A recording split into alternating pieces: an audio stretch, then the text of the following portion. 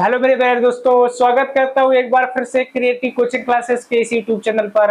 आ गए हैं आप सबके बीच में एक नए वीडियो के साथ। पिछले वीडियो में आपको बताया गया था, ध्यान देना, कि वैद्युत क्षेत्र किसे कहते हैं, वैद्युत क्षेत्र कितने प्रकार के होते हैं, वैद्युत क्षेत्र कौन सी राशि है कि नहीं।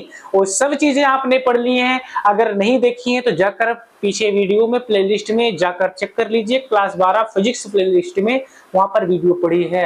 आप मन लगा के उसको देखिए। पहले देखो भाई, पीछे के क्रम से आप वीडियो देखते आओगे तो वीडियो बहुत बढ़िया लगेगी। टॉपिक जो है नए ना क्रम के से चलोगे तो बहुत ज्यादा अच्छे से समझ में आएंगे। तो ध्यान देना, बिंदु आवेश के कारण, आज अगली हेडिंग क्या है, बिंदु आवेश के कारण किसी बिंदु पर उत्पन्न वैद्युत क्षेत्र की तीव्रता। पिछली क्लास में आपको बताए थे मेरे दोस्त, वैद्युत क्षेत्र की तीव्रता को हम ई से लिखते हैं, बताए थे ना भाई। तो ध्यान देना, बिंदु आवेश के कारण किसी बिंदु पर उत्पन्न वैद्युत क्षेत्र की तीव्रता किसे कहते हैं। अब जैसे मान लीजिए यहां पर कोई बिंदु है एक, इसको मान लिए ए, यहां से इससे आर मीटर की दूरी पर मान लीजिए कि आर मीटर की दूरी पर यहां पर एक बिंदु मान लीजिए पी है। यहां पर एक आवेश रखा है क्यू, और यहां पर एक मान लीजिए परीक्षण धनावेश क्यू नॉट को रख दिए।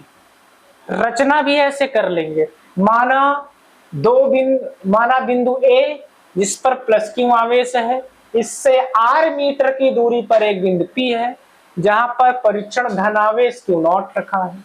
इनके बीच लगने वाला बल क्या है भाई, एफ है। ऐसे लिख लेंगे थोड़ा कि माना बिंदु ए जिस पर क्यू आवेश स्थित है, इससे आर दूरी पर एक बिंदु पी है जिस पर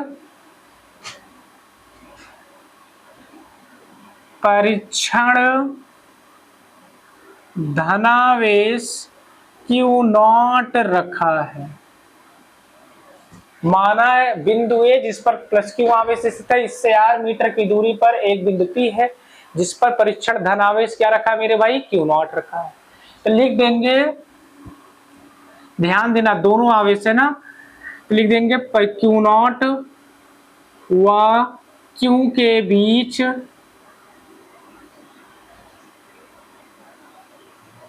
लगने वाला बल। अब बल का फार्मूला पीछे आपको बताया गया भाई, F बराबर होता है 1/4 पाई एप्सिलॉन 0 Q1 Q2 बटे R स्क्वायर। कूलाम का नियम यही तो पढ़े थे। अब ध्यान देना, तो F बराबर हो जाएगा 1/4 पाई एप्सिलॉन 0 क्या है मेरे भाई, Q1 Q2 बटे R स्क्वायर है, Q1 Q2 बटे R स्क्वायर। अब ध्यान देना, F को ऐसे रहने दें 1/4 पाई एप्सिलॉन 0। Q1 का मान बेटा कितना है, Q ही है। Q2 का मान कितना दिया है, Q नॉट बटे R। इनके बीच की दूरी कितनी है, R ही है स्क्वायर। इसको हम समीकरण नंबर 1 मान लें। अब आ जाते हैं अतः करके। अतः अगर वैद्युत क्षेत्र की तीव्रता के लिए, वैद्युत क्षेत्र की तीव्रता के लिए, अगर वैद्युत क्षेत्र की तीव्रता के लिए आए तो पीछे वाले क्लास में आपको हम बताए थे कि वैद्युत क्षेत्र की तीव्रता E बराबर होता है F/Q नॉट, होता है ना भाई, इतना है। अब इसी को हम अगर ऐसे लिख दें, कुछ देर के लिए समझना, E बराबर F इंटू में 1/Q नॉट लिख दें तो इसका मतलब क्या हुआ मेरे पागलों, F कम F ही। E बराबर देखना क्या हो जाएगा, E बराबर F है, तो F का मान देखो आया है, क्या आया है 1/4 पाई एप्सिलॉन 0 कितना आया है, Q इंटू Q नॉट बटे R स्क्वायर। यहाँ कुछ नहीं तो मेरे पागलों गुणा होगा 1/Q नॉट। गुणा में देखो Q नॉट से Q नॉट कैंसिल, तो E बराबर एक फार्मूला प्राप्त हो गया 1/4 पाई एप्सिलॉन 0 Q बटे आर स्क्वायर। इसका मात्रक आपको बताए थे न्यूटन प्रति कूलाम हो जाएगा। तो आपके सामने वैद्युत क्षेत्र की तीव्रता का व्यंजक क्या प्राप्त हो गया, E बराबर 1/4πε0 क्यू बटे आर स्क्वायर। अब इसमें थोड़ा नोट पॉइंट में देख लेना मेरे भाई, नोट में क्या लिख देंगे जैसे समझना, लिख देंगे हम वैद्युत क्षेत्र के सूत्र में आवेश का मान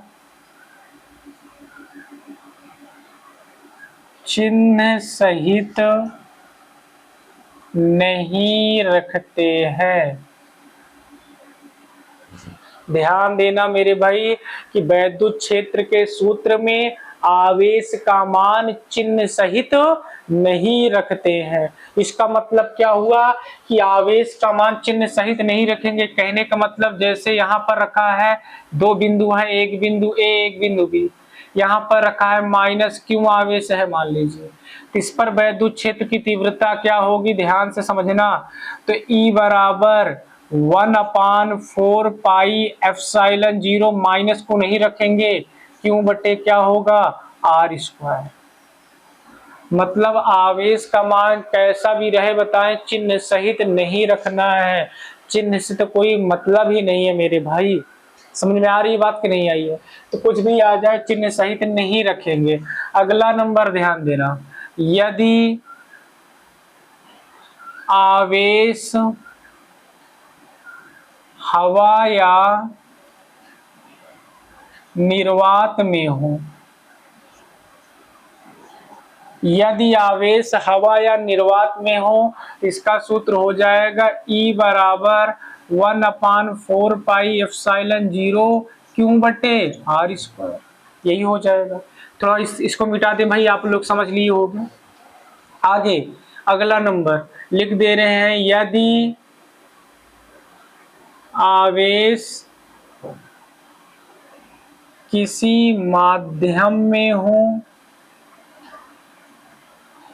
तो क्या हो जाएगा, E बराबर 1/4πε0, यहाँ पर बेटा के लगा दोगे, अपान में क्यों बटे आर स्क्वायर, जहाँ के क्या है, जहाँ के होता है माध्यम का परावैद्युतांक, जहाँ के क्या है मेरे बच्चा, माध्यम का परावैद्युतांक होता है। समझ में आई है यहाँ तक बात की नहीं समझ में आई, इसको नोट कर लो फिर चलते हैं आगे। इसका स्क्रीनशॉट ले लीजिए और अपने नोट करते चलिए मेरे भाई। अभी आप लोग क्या पढ़े मेरे भाई, अभी आपको क्या बताया हमने कि E बराबर फार्मूला क्या प्राप्त हुआ था, E बराबर 1/4πε0 क्यू बटे आर स्क्वायर। तो यहाँ से अगर इन सबको हटाए ना भाई तो आपको पता है E जो है प्रोपोर्शनल रेट हो जाएगा व्युत्क्रमानुपाती हो जाएगा 1/r स्क्वायर। इसका मतलब उल्टा है, उल्टा का मतलब कि जैसे जैसे क्योंकि दूरी बढ़ाओगे तो वैद्युत क्षेत्र क्या होगा, कम होगा। तो यही लिख दिए, जैसे जैसे बिंदु आवेश से दूर जाते हैं उसका वैद्युत क्षेत्र लगातार क्या होता जाता है मेरे भाई, घटता जाता है। कहने का मतलब क्या है कि E जो है व्युत्क्रमानुपाती है 1/r के। तो व्युत्क्रमानुपाती मतलब नीचे एक मानोगे तो ऊपर जाएगा भैया, तो नीचे नीचे मतलब ये उल्टा है। उल्टा है कि अगर E को बढ़ाओगे तो R क्या होगा, कम, मतलब दूरी कम होगी। कहने का अर्थ क्या, अगर दूरी कम है तो वैद्युत क्षेत्र ज्यादा होगा, और दूरी बढ़ाते चले जाओगे भाई तो वैद्युत क्षेत्र क्या होता चला जाएगा, कम होता चला जाएगा। अगर इसका ग्राफ देखें तो E और R के बीच ग्राफ, E व R के बीच अगर ग्राफ की बात करें तो ध्यान देना, पड़ी रेखा को x अक्ष, खड़ी रेखा को y अक्ष बोलते हैं। इस पर अगर हम r को रख दें, r मतलब दूरी को रख दें, इस पर क्या रख दें, वैद्युत क्षेत्र को रख दें, ध्यान दिए रहना। तो ध्यान देना जो आपका E और R का ग्राफ होता है कुछ इस आकार में जाता है घटता हुआ, जिसे बोलते हैं अतिपरवलयाकार होता है, अतिपरवलयाकार। तो याद रखे रहना, वैद्युत क्षेत्र ई और आर का जो ग्राफ होता है अति परवलयाकार होता है। बात हमारी समझ आई यहाँ तक कि नहीं आई है? तो याद रखे रहना एक चीज और नोट में, बिंदु आवेश अगर कहीं होगा, बिंदु आवेश के कारण, बिंदु आवेश के कारण वैद्युत क्षेत्र सदैव असमान होता है। मेरे भाई समझना, यदि कोई आवेश बिंदु आवेश है तो सदैव असमान होगा, एक समान नहीं होगा। ध्यान देना। इतना करने के बाद एक चीज और आप लोग हेडिंग डाल लेना, वैद्युत क्षेत्र की तीव्रताओं का परिणामी। वैद्युत क्षेत्र की तीव्रताओं का परिणामी कैसे निकालोगे? तो ये मेरे दोस्त समझना जरा, वैद्युत क्षेत्र की तीव्रताओं का परिणामी 3 कंडीशन होती हैं। पहली कंडीशन, जैसे मान लो कोई बिंदु P है, इसमें 2 वैद्युत क्षेत्र हैं, दोनों की दिशाएं एक ओर हों, E1 हो जाए और E2। जब 2 वैद्युत क्षेत्र की दिशाएं एक ही ओर होंगी तो यहाँ पर जो परिणामी तीव्रता होगी, परिणामी तीव्रता E बराबर इनको जोड़ने पर प्राप्त होगा। लिख देंगे E1 प्लस E2। हाँ, अगर मान लीजिए यहाँ पर कोई बिंदु P है, एक दिशा इधर है E1 की, E2 की दिशा इधर है, मतलब दोनों की तीव्रताओं की दिशाएं अलग अलग हों।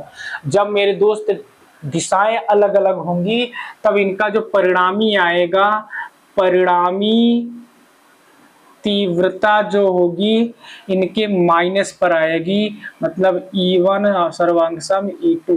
कहने का मतलब ये क्या है, इसके 2 रूप बनेंगे। E बराबर, अगर E1 बड़ा है तो E1 में से E2 को माइनस कर दिया जाएगा। E बराबर, अगर E2 बड़ा है तो E2 में से E1 को माइनस कर दिया जाएगा।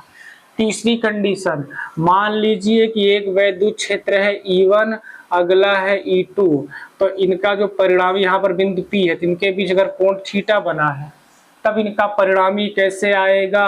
तो इनका जो परिणामी तीव्रता होगी, परिणामी तीव्रता E बराबर क्या हो जाएगी, अंडर रूट E1 का स्क्वायर प्लस E2 का square plus 2E1 E2 cos theta.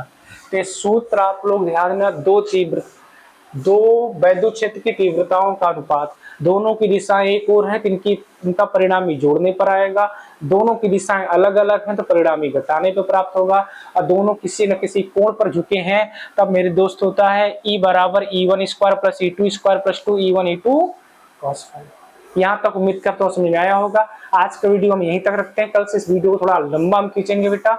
इस पूरे टॉपिक को अच्छे से पढ़ लीजिएगा। कल मिलेंगे एक नए वीडियो के लिए, तब तक के लिए बाय बाय।